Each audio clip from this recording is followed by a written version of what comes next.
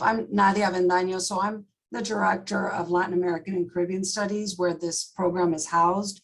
So I will be, for example, communicating with the professors that you will have in La Habana, and I will be posting those grades and things like that. So things that have to do with courses, you can contact me.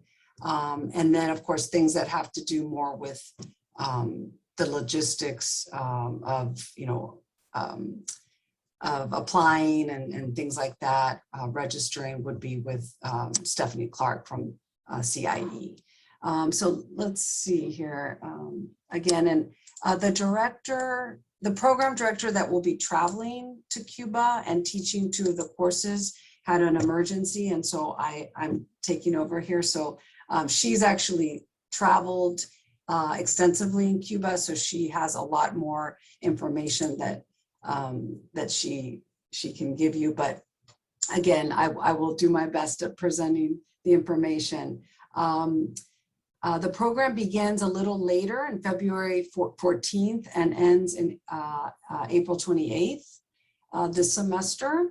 And what we're going to cover in this presentation, this brief presentation, is the location, lodging, studies, the courses, right, in Cuba, and the experiences. There'll be some traveling, some excursions, and then, of course, students on their own travel as well.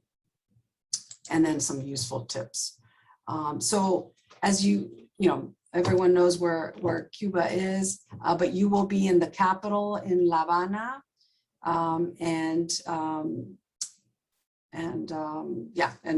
I guess that's again, like I said, I apologize, I wasn't as prepared for presenting today.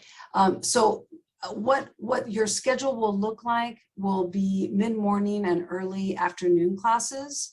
You'll also have like weekly activities and excursions in Havana, and some weekend excursion opportunities as well. What is included, right, you will be living with a host family, and these families have been hosting our students now for several years, and they have had wonderful experiences. Both the families and the students really enjoy living with these families. They will serve you, or in the price, right, you'll get the breakfast and dinner in a double room. You'll share a double room with another student in what they call these casas particulares. And another thing that's included are all the entrance fees and transportation costs for what are the included activities. Your visa and health insurance are included as well. The lodging, right, like as I mentioned, you stay with a family.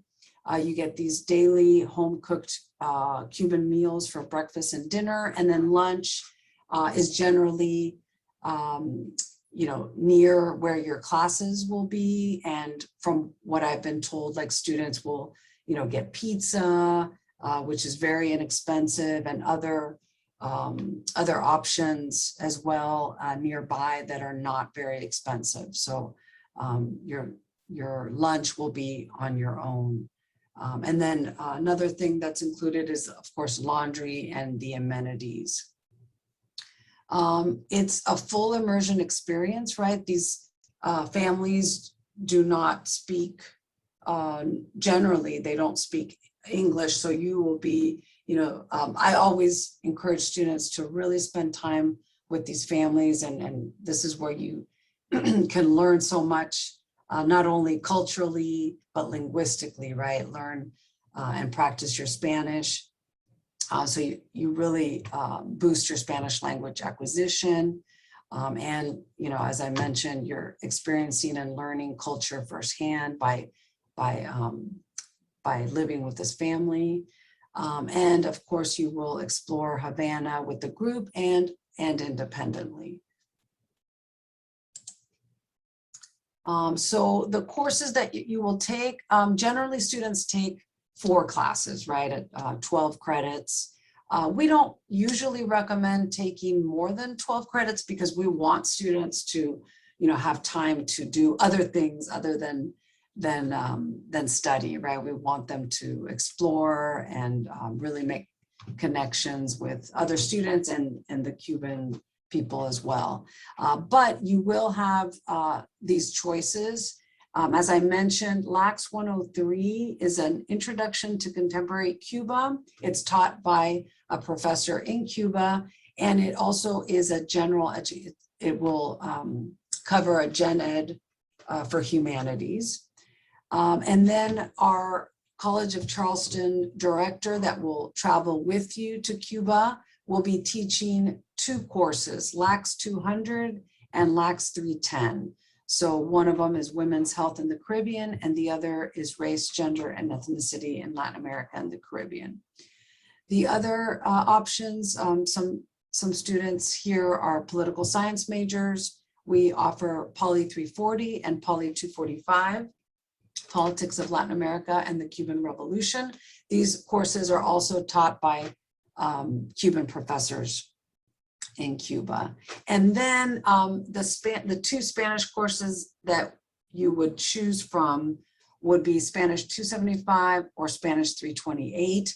Again, this will be determined based on interest. Some students don't need any Spanish, and so they won't take Spanish, so we just won't offer it. And we also would determine, depending on students' need, whether we're going to offer 275 or 328. We won't be offering both. So again, we will just have to see based on the applicants. Excuse me.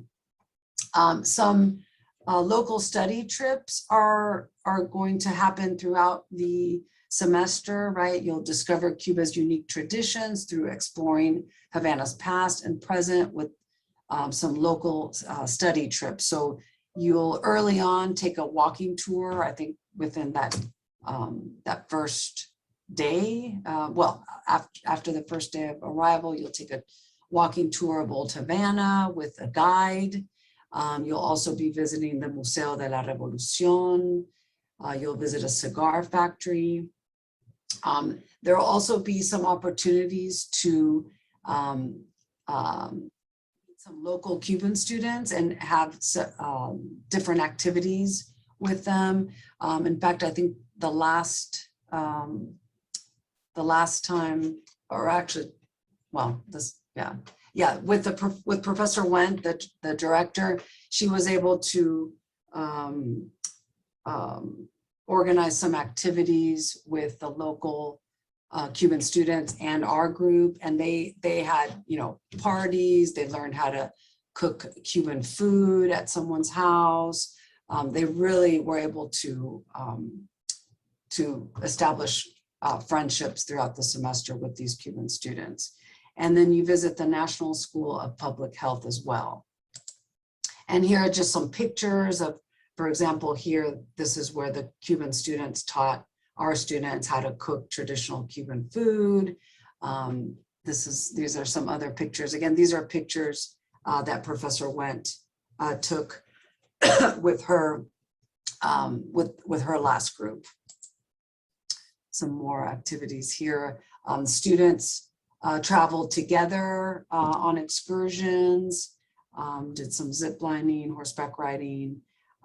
Again, there's lots of possibilities for you to go with friends on the weekends and take other excursions on your own.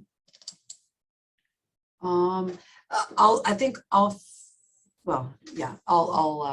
continue here with some useful program information. The deadline is October 15th. Of course, we encourage— I'm so sorry. I apologize. It's actually No, October 1st. It's October 1st. I didn't catch that for the update. Got it. Okay, so October 1st, yeah, very important then. We have about 2 weeks until the deadline. So I think some of you have applied, but we really encourage you to apply sooner than later, right?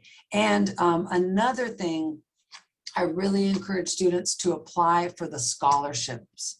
I don't know of any student that has applied for a scholarship and hasn't received it. So I really, really encourage you to apply for those scholarships. You need a recommendation from professors, but it's all done online, so it's very easy for the professors to recommend you. But of course, you want to give them time.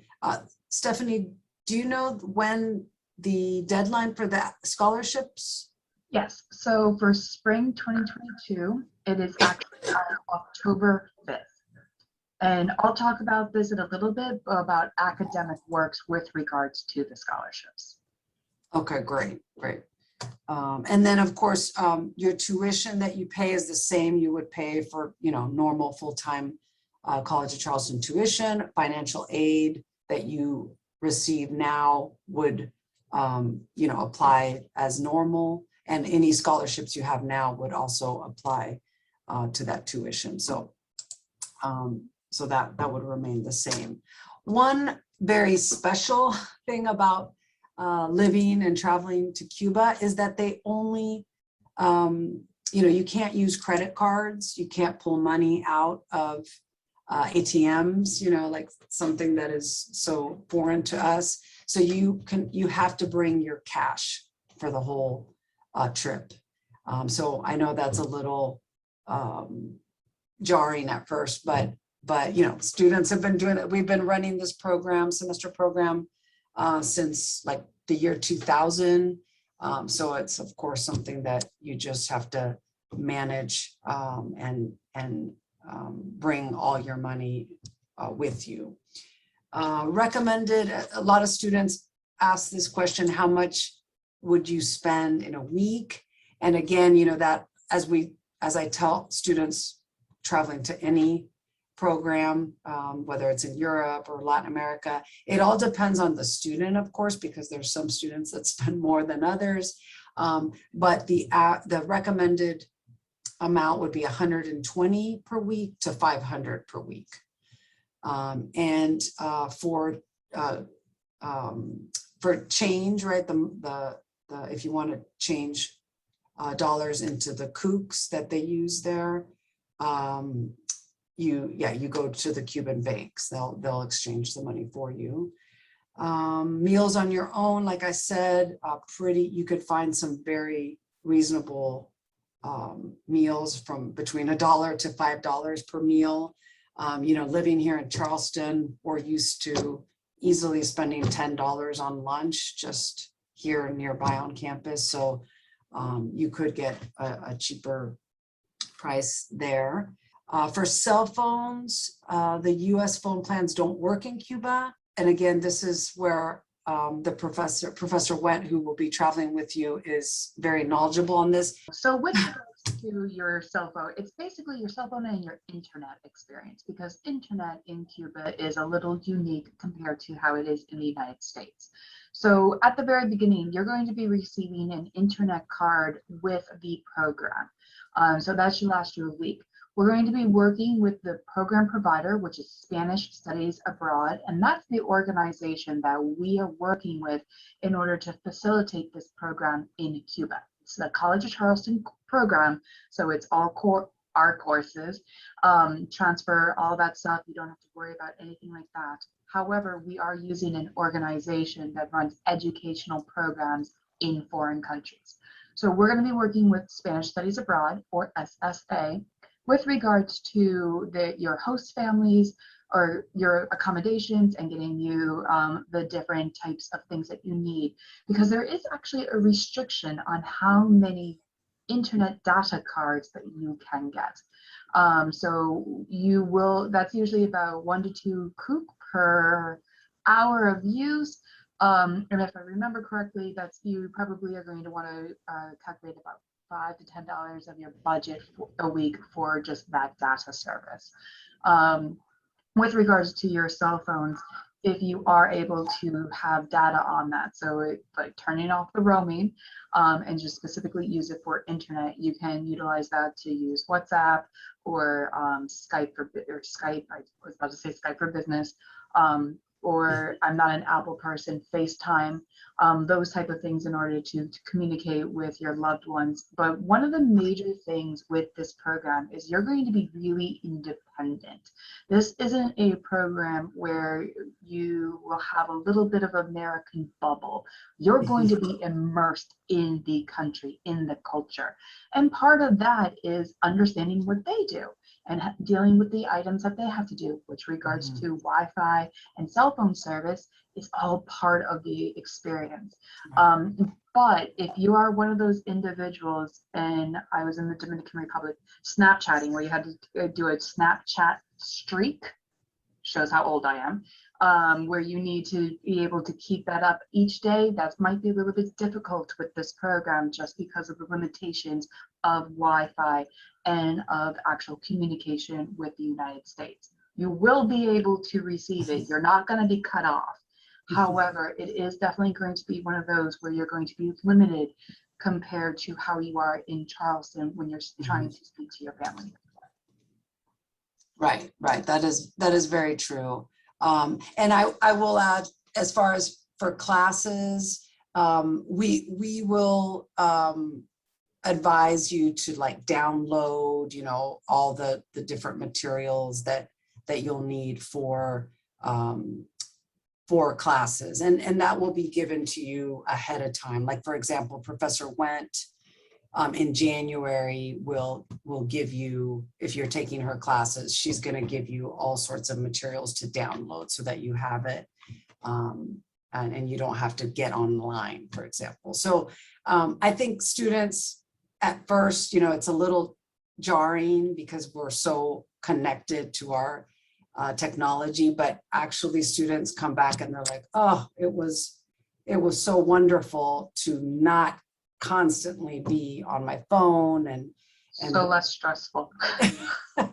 Yeah, so there's definitely positives, and you know, as you know, you're a college student, so this is like your opportunity to experience another, you know, a different way of life, and know that you can return to this life a semester later if it, you know, if it is difficult, but you'll have experienced what it's like to live in Cuba, which is a very unique experience. Oh, and of course, for medical needs, right, as the PowerPoint shows, private hospitals exist for foreigners, so no appointment is needed. And, you know, of course, Cuba is known for their wonderful medical care. So that's always a plus as well. Everybody should be able to see my screen at the moment, and I'm currently in via TRM. Now that you've heard about the program, and if you're interested in applying, you will need to create an account on via TRM in order to apply for any study abroad program here at the College of Charleston. When you log in, you're actually going to only have two. You're going to have a profile link or tab up here and a programs. If you search for the programs, if you do the term tags faculty-led and spring, you'll find it. Or if you just put in, once you click on programs, this code of 10323, you will be directed straight to the page. So instead of save in settings, because I'm an administrator, you'll actually have an apply button there. This provides all the type of information you will need regarding the program, including the video that we watched at the beginning, the introduction video from Professor Went from 2021. So it's, even though it's in 2021, it's still very relevant for 2022 because we were not able to run it in 2021. And then we're going to put up this information session, but if you want to see what it was like last time, you could watch the one on March 23 of 2021. But you will find out lots of information with regards to, and I apologize if this gives anyone a headache, about the courses, about how the hotel or the accommodations, all of this jazz. But the important thing I like to look at is what's included. So what are you going to have to pay for? What are the requirements? And then the actual cost of the program. So one of the ways that we have to help with the cost are the scholarships. So if you click on this link, you'll be directed to the scholarships page on the CIE portal. So this is the actual website. This isn't through via TRM. all students applying for a scholarship at the College of Charleston have to have an academic works profile. Now, if you've done an academic works profile maybe a year or two and you didn't indicate travel, you will need to go back in and indicate travel on your general application. We have a lovely PDF with regards to a quick guide on how to submit an application, because it can be a little bit interesting. Because once you do your general application, you then may have 5 other applications that you have to complete. But you're seeing that you're not able to apply for the CIE scholarship. That's the whole reason why you're doing this. For CIE, for study abroad, you must complete this travel conditional application. Once you finish that, then you can go back to the recommended opportunities and actually apply for any of the study abroad scholarships. Now, one thing that I really want to highlight on this, in your general application and sometimes outside of the travel applications, because there's normally 5 that pop up, you only need to do the 1 travel, it might ask for recommendations to be sent.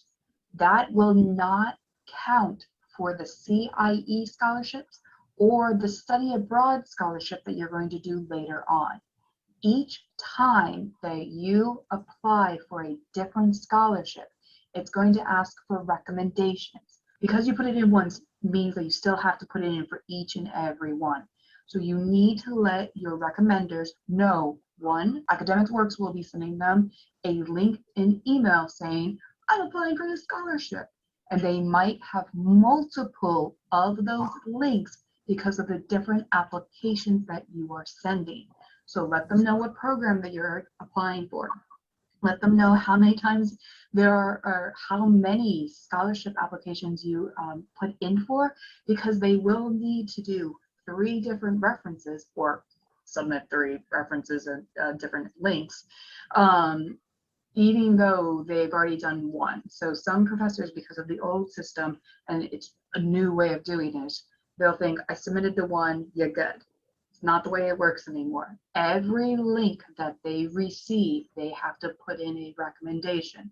So letting them know that they're going to receive 3 different links because you applied for 3 different scholarships is important.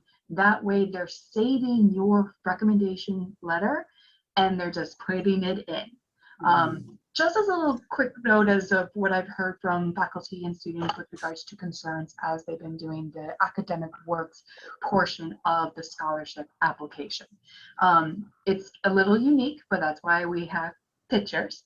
And if you have questions regarding that, if your faculty isn't receiving anything, please don't hesitate to contact us, because we have been working with this for about a year now, and we pretty much have gotten all of the questions asked at the moment. One of the other points in there that I really want to make is that when you're doing these scholarships, which everybody should be doing the scholarships, but when you're doing the scholarships, you need to be doing this in Chrome or in Internet Explorer. The other forms of getting up internet will not work. You won't be able to open the link for the recommendations or another tab. So you really need to make sure you're doing this in Chrome.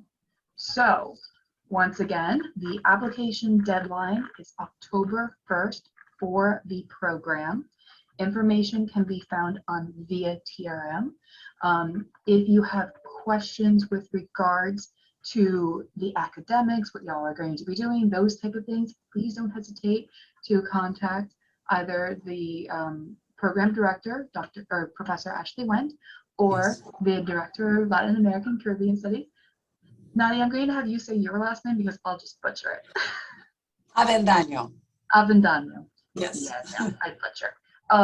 With regards to those academic aspects. If you're having issues like with the technical things, with maybe the scholarship, all of that stuff, we are here to help you or direct you to the appropriate individuals.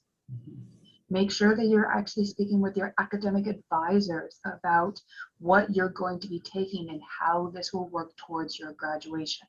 These are going to come in as CofC credit, meaning they will count towards your GPA, which is great if you're a transfer student, or if you have those type of aspects, because it won't come in as a transfer.